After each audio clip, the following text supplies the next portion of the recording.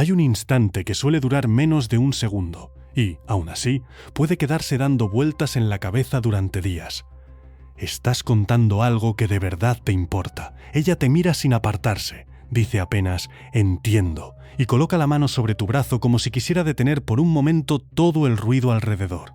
No aprieta, no dramatiza, no convierte el gesto en una escena. Solo toca y retira la mano. El problema empieza después, cuando tú intentas decidir si aquello fue cortesía, ternura, costumbre o deseo. La mayoría de los hombres se equivoca porque mira el contacto como si fuera una señal aislada, un código secreto que pudiera traducirse con una sola palabra. Pero el cuerpo no funciona así. Una mano sobre el brazo puede significar muchas cosas, y precisamente por eso resulta tan poderosa. Es una zona segura, socialmente aceptable, lo bastante cercana para transmitir emoción y lo bastante neutral para mantener una salida. Cuando una mujer siente algo intenso y todavía no quiere nombrarlo, el brazo puede convertirse en el lugar donde esa emoción aparece primero. No porque tocar un brazo equivalga automáticamente a atracción, sino porque el cuerpo a veces llega antes que el discurso. El deseo, cuando existe, rara vez se presenta como una confesión limpia. Se filtra en la distancia que ella elige, en el segundo extra que mantiene la mirada, en la manera en que su cuerpo sigue orientado hacia ti después de tocarte, en la sonrisa que no desaparece cuando el contacto ya terminó. Y ahí está la diferencia entre un gesto que solo acompaña una emoción puntual y una dinámica que busca repetirse. Si ella te toca una vez porque acabas de recibir una mala noticia, eso puede ser simple empatía. Si encuentra una excusa para acercarse cuando no hay tristeza, peligro, ruido ni necesidad práctica, si lo hace en momentos distintos, con una calidez que permanece después, si su cuerpo vuelve hacia ti, incluso cuando la conversación podría continuar desde lejos, entonces ya no estás observando un accidente.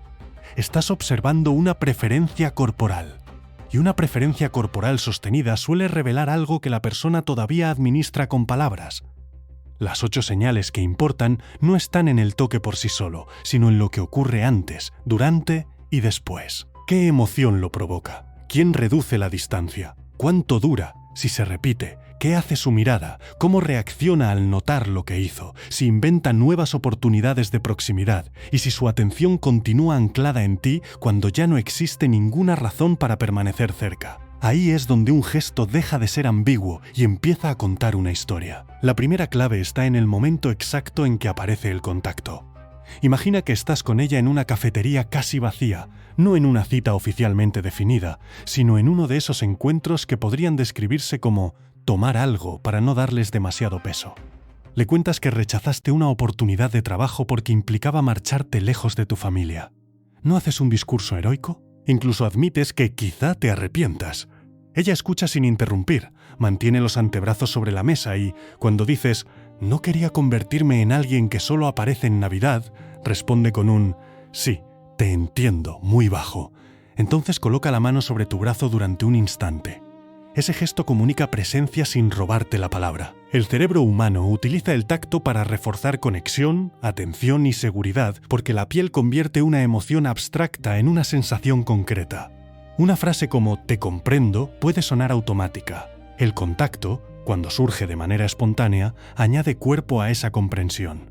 Pero aquí aparece la primera señal real. No es que te toque mientras hablas, sino que el contacto coincide con el punto emocionalmente más vulnerable de lo que estás contando. Ella no busca llamar tu atención porque ya la tiene. Tampoco necesita apartarte de algo ni indicar una dirección. Su mano aparece justo cuando percibe que has bajado la defensa. Si además su rostro se suaviza, su voz disminuye y no rompe la mirada inmediatamente, el cuerpo está intentando sostener un nivel de intimidad que las palabras todavía no organizan. Ahora bien, esta misma escena también puede ser completamente amistosa.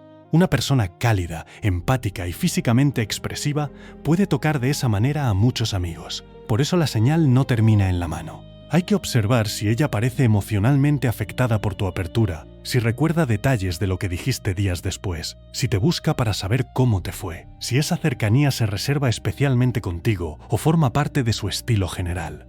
El deseo no se reconoce por la intensidad de un segundo, sino por la continuidad de la inversión. Alguien puede tocarte con enorme ternura en un momento concreto y no sentir ninguna atracción. En cambio, otra persona puede apenas rozarte, ponerse visiblemente nerviosa, recordar cada palabra y encontrar después nuevas formas de volver a estar a tu lado.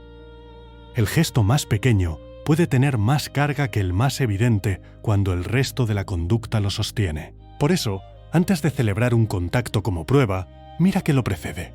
¿Ella ya estaba pendiente de tus reacciones? ¿Inclinó el cuerpo antes de tocarte? ¿Esperó a que dijeras algo personal? ¿Su expresión cambió como si lo que sentías le importara más de lo habitual? La emoción intensa no siempre produce un gesto grande. A veces se nota en la precisión con la que el cuerpo elige el momento. La segunda señal aparece cuando el contacto no sirve para consolar, dirigir ni resolver nada, sino simplemente para liberar una emoción compartida. Están con más personas. Alguien menciona una anécdota que solo ustedes dos entienden y ambos recuerdan aquella noche en la que terminaron perdidos buscando un restaurante que ya había cerrado. Ella te mira antes de que llegue el remate porque sabe exactamente qué estás pensando. Tú haces un comentario breve, ella intenta contener la risa y, en el punto máximo, te golpea suavemente el brazo o apoya la mano sobre ti mientras se inclina. Ese toque no añade información. No necesita hacerlo. La broma ya fue entendida. Lo que hace es descargar físicamente la complicidad, como si la emoción hubiese crecido demasiado para quedarse dentro de una sonrisa. Aquí importa que el cuerpo la lleve hacia ti y no hacia cualquier otra persona presente. En un grupo, la atención revela jerarquías afectivas. Cuando ocurre algo divertido, solemos mirar instintivamente a la persona con quien deseamos compartir el impacto. Si ella busca primero tus ojos, orienta los hombros hacia ti y el contacto aparece justo cuando la risa alcanza su punto más alto, hay una sincronía que merece atención. La tercera señal está dentro de esta misma escena. Después del toque, la sonrisa permanece dirigida hacia ti. No vuelve de inmediato al centro del grupo, no recompone una postura distante como si nada hubiera ocurrido. Se queda un segundo más en esa burbuja privada. Esa permanencia es más reveladora que el golpe juguetón. Mucha gente toca cuando ríe. No todo el mundo mantiene la conexión después de que la risa ya ha cumplido su función. El deseo tiende a prolongar los momentos agradables porque no quiere que terminen tan rápido. Por eso, ella quizá repita la frase en voz baja solo para ti, vuelva a rozarte al recordar otro detalle o siga mirándote con una expresión que mezcla alegría y una ligera conciencia de cercanía. Si alguna vez has vivido una escena así y luego te has preguntado si imaginaste la tensión, fíjate menos en el impacto inicial y más en ese segundo posterior. Si esta forma de leer la situación te está ayudando a distinguir conexión de fantasía, puedes dejar un «me gusta» con calma, no como un gesto automático, sino como señal de que vale la pena seguir observando estos matices. La risa compartida puede ser amistosa, por supuesto, pero cuando se combina con búsqueda visual, reducción de distancia, contacto espontáneo y una expresión cálida que permanece, ya no hablamos solo de humor. Hablamos de una emoción que utiliza el cuerpo para conservar la cercanía. La cuarta señal es la repetición sin necesidad práctica. Un contacto aislado puede explicarse por el contexto. Una pauta recurrente necesita otra lectura. Piensa en una oficina donde ambos trabajan en escritorios cercanos. El pasillo es amplio. No hay motivo para rozarte al pasar, pero ella suele acercarse más de lo necesario cuando te muestra algo en la pantalla. En lugar de señalar desde su lugar, se coloca a tu lado, inclina el torso y deja que su hombro quede cerca del tuyo. Más tarde, al entregarte una taza, sus dedos permanecen un instante sobre el asa, aunque ya la has tomado. Al despedirse, toca tu antebrazo mientras dice una frase que podría pronunciar perfectamente desde medio metro de distancia. Ninguno de esos gestos, separado, prueba nada. Juntos revelan una tendencia. Ella convierte situaciones neutrales en oportunidades de proximidad. La quinta señal surge cuando esa proximidad no depende de una emoción externa. No hay mala noticia, no hay broma explosiva, no hay multitud que obligue a acercarse, no hay música alta. Ella reduce la distancia porque parece preferir la conversación desde ahí. Esa preferencia puede manifestarse de formas muy discretas. Elige el asiento contiguo cuando quedan otros libres, gira las rodillas hacia ti, se queda en la puerta después de haber terminado lo que venía a decir. Vuelve con una pregunta que podría haber enviado por mensaje. El cuerpo crea tiempo y espacio para la conexión antes de que la mente admita que lo está haciendo. Sin embargo, conviene no confundir cercanía con disponibilidad general. Algunas personas son físicamente abiertas con todo el mundo. Entran en el espacio personal sin percibirlo como algo íntimo. La comparación útil no es entre ella y una idea abstracta de cómo actúan las mujeres, sino entre cómo se comporta contigo y cómo se comporta con los demás en situaciones parecidas. Si toca a todos al hablar, su gesto contigo pierde especificidad. Si mantiene una distancia profesional con casi todos y contigo esa distancia se acorta repetidamente, la diferencia sí importa. Observa también quién inicia la proximidad. Si eres tú quien siempre se acerca y ella simplemente no retrocede, eso no equivale a que ella busque el contacto. La ausencia de rechazo no es iniciativa. En cambio, si ella atraviesa voluntariamente el espacio que los separa, ajusta su posición para quedar frente a ti y vuelve a hacerlo en distintos días, el patrón tiene dirección. El deseo no solo acepta la cercanía, muchas veces la fabrica. Lo hace con excusas pequeñas porque una excusa pequeña permite probar el terreno sin asumir un riesgo grande. Mira esto, huele este perfume. ¿Te acuerdas de esta foto? Espera, tienes algo aquí. La frase es el permiso. La distancia elegida es el mensaje. La sexta señal se encuentra en la reacción inmediata después de tocarte, porque ahí aparece la conciencia. Supón que están caminando por una calle tranquila y ella, al contar algo, te toma del brazo durante 2 segundos. Después lo suelta y sigue hablando con absoluta naturalidad. Ese comportamiento puede indicar comodidad. El contacto forma parte de su manera espontánea de relacionarse contigo y no necesita ser procesado. Pero imagina otra versión. Te toca. Retira la mano un poco más rápido de lo esperado. Baja la mirada. Sonríe sin motivo aparente y empieza a jugar con una pulsera mientras intenta continuar la frase. Ese pequeño desorden puede revelar que sintió el significado de su propio gesto. El cuerpo actuó y, un instante después, la mente llegó a preguntarse si se había notado demasiado. El nerviosismo no es una prueba infalible de deseo. También puede surgir de timidez social, inseguridad o miedo a incomodar. Aún así, cuando aparece específicamente después del contacto y se combina con una búsqueda previa de cercanía, adquiere otro peso. La séptima señal es que, aunque se ponga nerviosa, no corta la conexión. Quizá retira la mano, pero mantiene los pies orientados hacia ti. Quizá rompe la mirada un segundo y luego vuelve. Quizá cambia de tema, aunque continúa caminando a tu ritmo y deja que los brazos vuelvan a rozarse. Eso indica una tensión interna entre acercarse y protegerse, no un deseo claro de escapar. La diferencia es visible. Cuando alguien toca por accidente y quiere restablecer neutralidad, el cuerpo se reorganiza, aumenta la distancia, se orienta hacia otra parte, ocupa las manos, convierte la conversación en algo funcional. Cuando existe atracción acompañada de nervios, el contacto puede terminar, pero la atención se queda. Ella sigue pendiente de tu reacción, como si necesitara comprobar que no interpretaste el gesto como rechazo ni como exceso. También puede bromear para desactivar la intensidad. Perdón, hoy estoy demasiado expresiva, dice riéndose, pero permanece junto a ti. Esa frase no borra el contacto, revela que lo registró. Hay una forma todavía más sutil de conciencia. Ella mira brevemente el lugar donde te tocó. No es un gesto teatral, apenas una caída de los ojos hacia tu brazo antes de regresar a tu cara. Es como si verificara la realidad física de algo que ocurrió impulsivamente. Lo importante no es convertir cada tic en una teoría, sino leer la secuencia completa. Acercamiento voluntario, contacto, autoconciencia, nerviosismo leve y continuidad de la conexión forman una cadena mucho más significativa que una mano aislada. El deseo suele ser contradictorio. Quiere reducir la distancia y, al mismo tiempo, teme haberla reducido demasiado. La octava señal no está en la mano, sino en la orientación total del cuerpo después de que el contacto termina.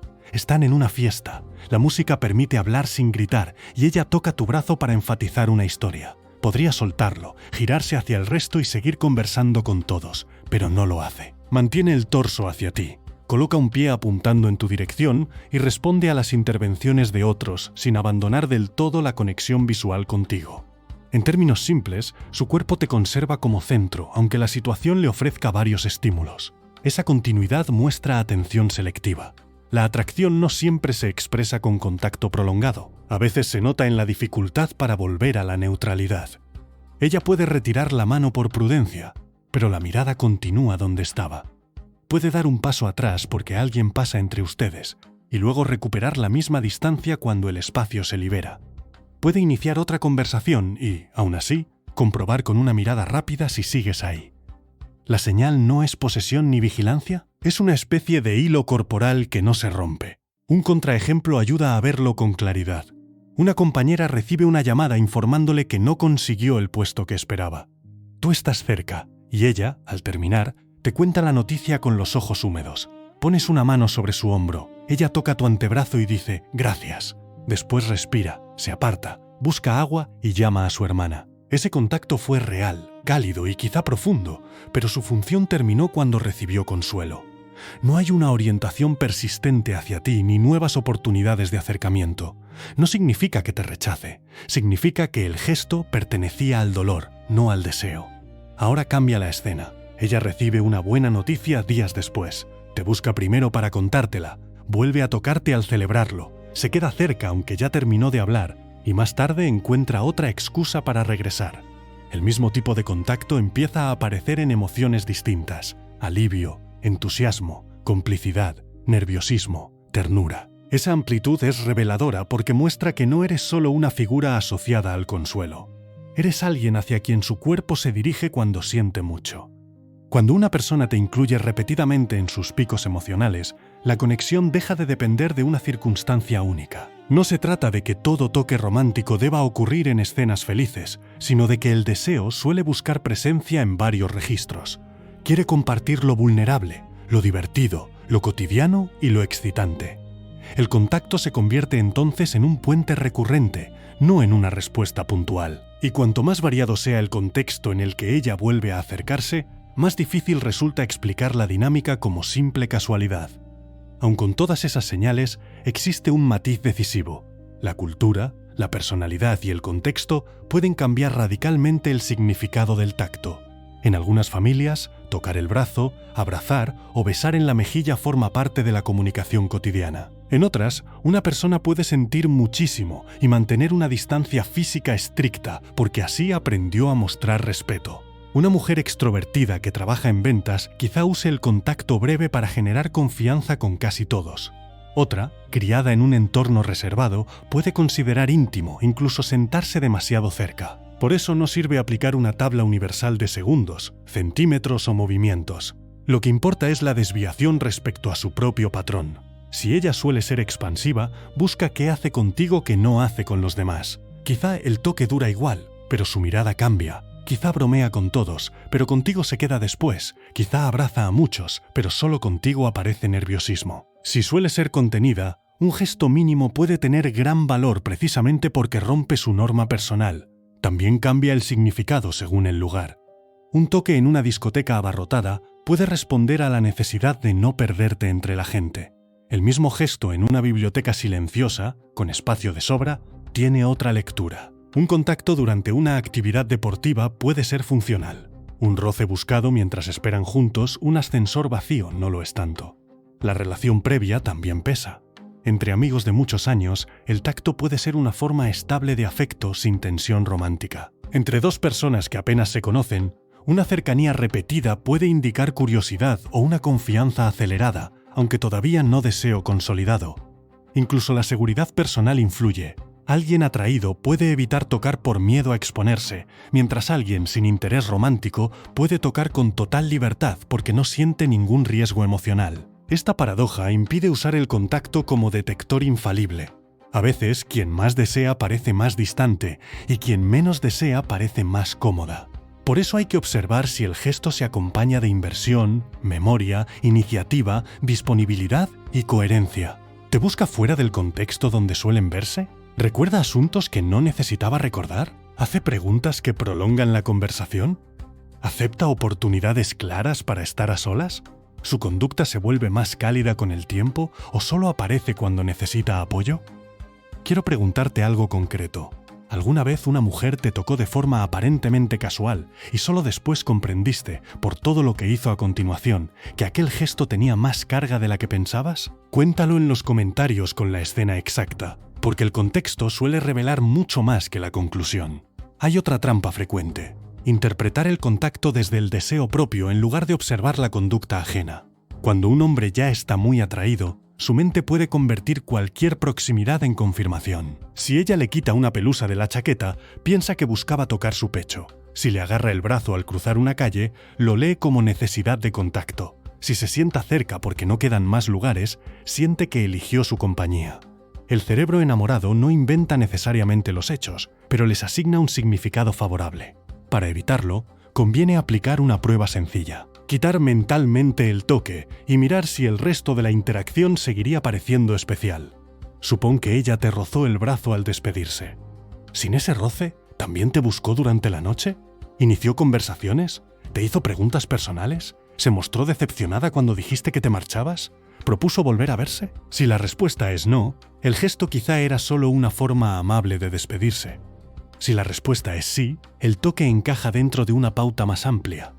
Otra prueba consiste en observar qué ocurre cuando tú no respondes de inmediato. No se trata de jugar ni de castigarla con indiferencia, sino de no precipitar una escalada. Si ella te toca y tú continúas la conversación con naturalidad, ¿vuelve a crear proximidad más adelante? ¿Se mantiene cálida sin necesitar que la recompenses? La atracción auténtica suele sostener cierta iniciativa, incluso cuando no recibe confirmación instantánea. La cortesía, en cambio, cumple su función y desaparece. También es importante distinguir deseo de necesidad emocional. Una persona puede buscar tu contacto porque se siente segura, porque la escuchas o porque atraviesa una etapa vulnerable.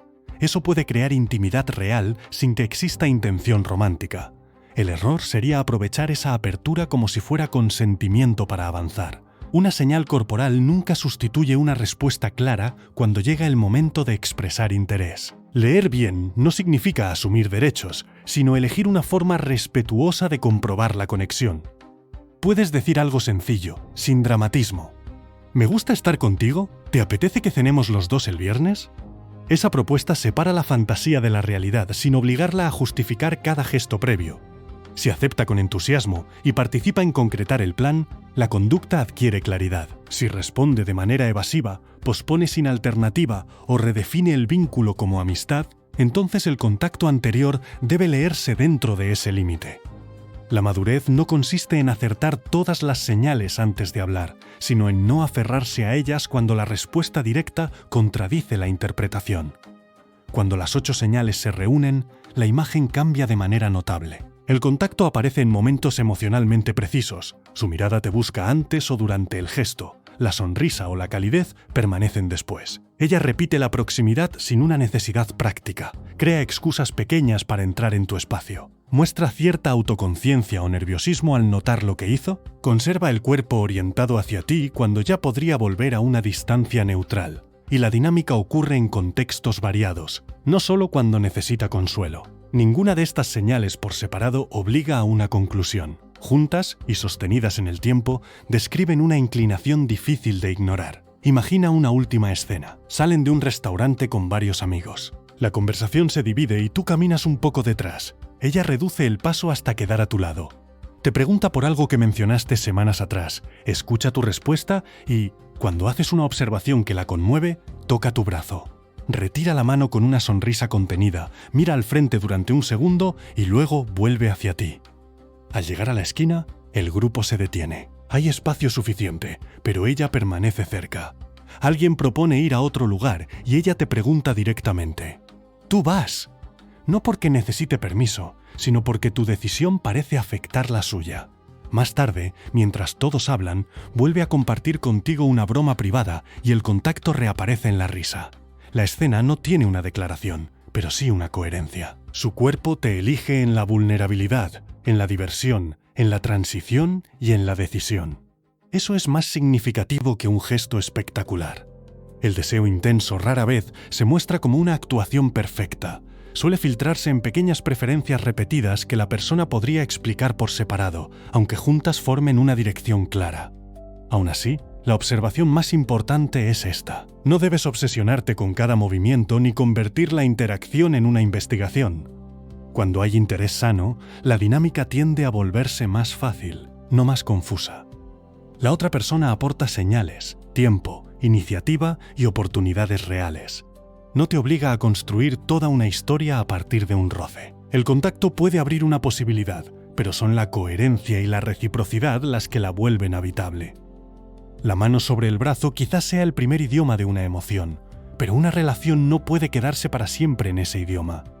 En algún momento, la cercanía necesita convertirse en elección, y la elección necesita expresarse con hechos que no dependan de adivinar. El brazo no es un botón secreto de seducción. No existe un punto exacto que, al ser tocado, revele automáticamente deseo, ni una duración mágica que transforme la cortesía en atracción. Es, más bien, una superficie segura donde una emoción puede hacerse visible antes de que la persona esté preparada para nombrarla. Por eso recibe tantas cosas distintas. La mano que consuela después de una mala noticia, el golpe suave que acompaña una risa, los dedos que buscan apoyo en un momento de nerviosismo, el roce que prolonga una despedida, la presión breve que dice «estoy aquí» cuando las palabras estorban. El significado no vive en la piel aislada del resto, vive en la dirección de la conducta. Si ella toca y vuelve a la neutralidad completa, quizá el gesto pertenecía solo al instante. Si toca y su atención permanece, si la distancia vuelve a reducirse, si encuentra nuevas razones para acercarse y su expresión conserva una calidez que no necesita explicación, entonces la emoción no terminó cuando retiró la mano. Sigue presente, organizando decisiones pequeñas. Eso es lo que debes mirar. No el contacto como trofeo, sino la continuidad como verdad. Una persona puede controlar lo que dice, elegir frases prudentes e incluso negar ante sí misma lo que siente. Le resulta más difícil controlar, durante semanas, a quién busca en una habitación, junto a quién se coloca, hacia quién gira cuando ríe y qué presencia desea cuando algo la conmueve. El cuerpo no siempre confiesa, pero suele inclinarse. Y cuando esa inclinación se repite con respeto, iniciativa y coherencia, el gesto deja de ser un misterio romántico para convertirse en una evidencia silenciosa de preferencia. Tal vez ella todavía no diga que te desea. Tal vez ni siquiera haya decidido qué hacer con lo que siente. Pero si su mano llega a tu brazo en los momentos exactos, si después no se aleja de verdad, y si su cuerpo sigue encontrando el camino de regreso hacia ti, quizá no estés viendo una técnica ni una casualidad. Quizá estés viendo una emoción que todavía no ha encontrado palabras y, por eso, utiliza el lugar más prudente para hacerse visible.